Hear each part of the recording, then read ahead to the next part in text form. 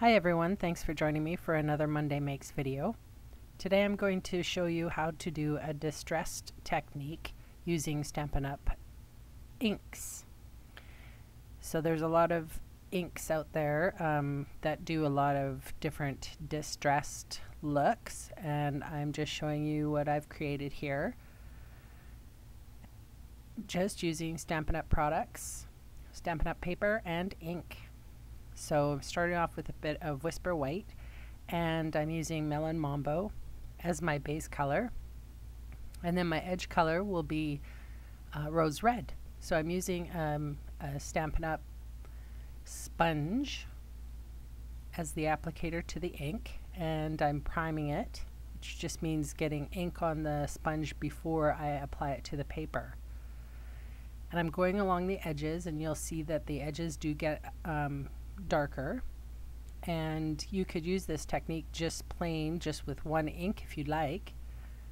I took it a little extra step and wanted to have a darker border, so that's the reason why I have the second ink out, but you could do this just with one ink and you can get that vintagey look.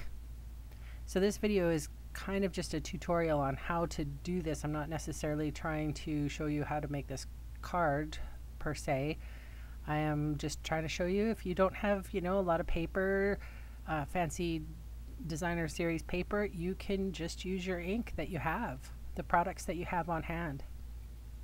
So you get a nice even coating with this ink, and you want it to be sort of lighter and darker in areas. And then now I'm priming the sponge again with the darker color of Rose Red. So it's a nice combination, the Mellow Mambo with the Rose Red. In the blue card, I used Tempting Turquoise and Night of Navy. And in the orange card, I used Pumpkin Pie and Tangerine Tango as my darker color. And you can see I'm just applying around the edges. And it doesn't have to be perfect. As a matter of fact, the distress look is supposed to be kind of not perfect. Vintagey even. So I could have took it a step further and sort of de-stressed the edges by, using ripping the edges and that sort of thing. So now I'm using my Stampin' Up water spritzer, and I'm just spraying in my hands and flicking and letting the water do its thing. So you'll see that it sort of puffs the paper up a little bit, the water, because this isn't watercolor, this is Whisper White. This is our regular Stampin' paper. So I am using a heat tool, and you can see there it's kind of bumpy. The bumps will go away as soon as the water is dried away. And the ink does wick away from where the water is. It's sort of like adding bleach almost. So you do get that very different, irregular look. You can see the water, how it's affected the back of the paper. So I'm just drawing it to the best of my ability. Trying to be quick in this video. Like I said, it's more of a technique video as opposed to trying to show you how to make a card. I'm using Fast Fuse just to adhere the background to a piece of black cardstock.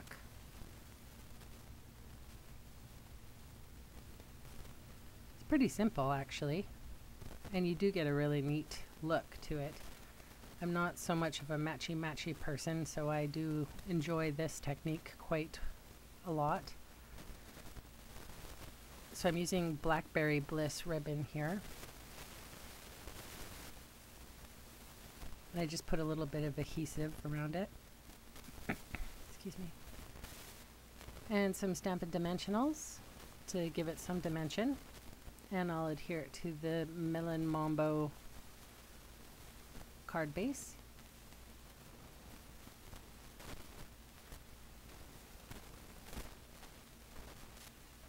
It's a pretty quick card to make actually. And I'm using the Big Day stamp set, and I've black embossed that on vellum. And then I use my blendabilities, my Wisteria Wonder blendabilities, to color the cake.